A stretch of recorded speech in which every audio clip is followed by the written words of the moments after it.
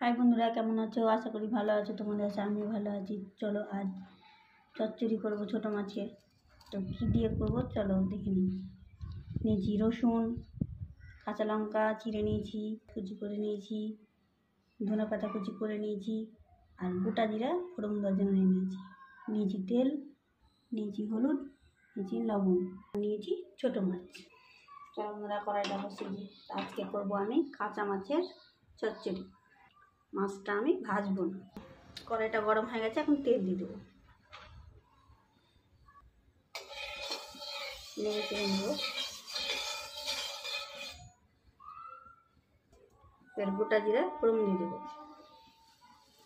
ওর ভিতরেই রসুন দিয়ে দেবো।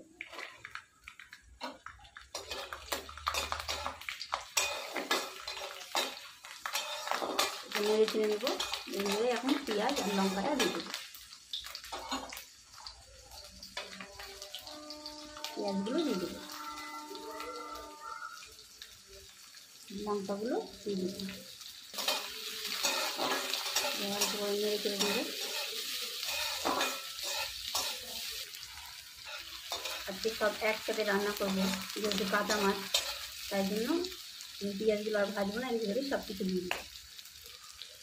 অল্প পরিমাণ লবণ দিয়ে দিলাম, অল্প পরিমাণ হলুদ দিয়ে দিলাম। এবার মাছগুলো দিয়ে দিলাম। যেহেতু কোনো মশলা দেবো না,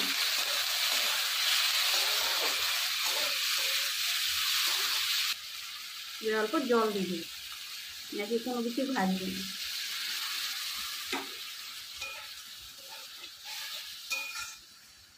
এটা একদম অল্প সময়ের রান্না।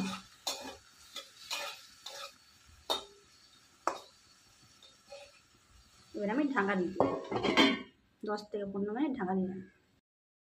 চলো এবার ঢাকনার ওটায় কতদূর কী হয়েছে দেখি।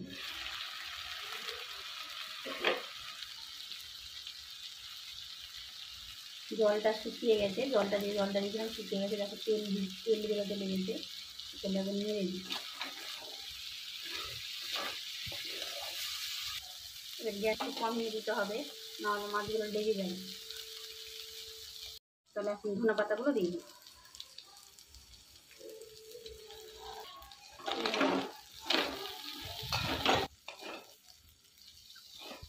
রান্নাটা হয়ে গেছে।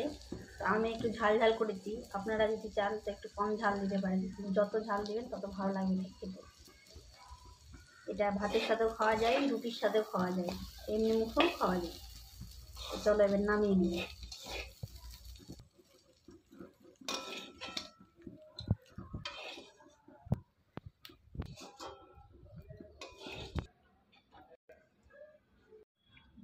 এখন রান্নাটা হয়ে গেছে। তো ভিডিওটা কেমন লাগলো অবশ্যই কমেন্টে জানাবো। ভিডিওটা এখানে শেষ করলাম। বাই।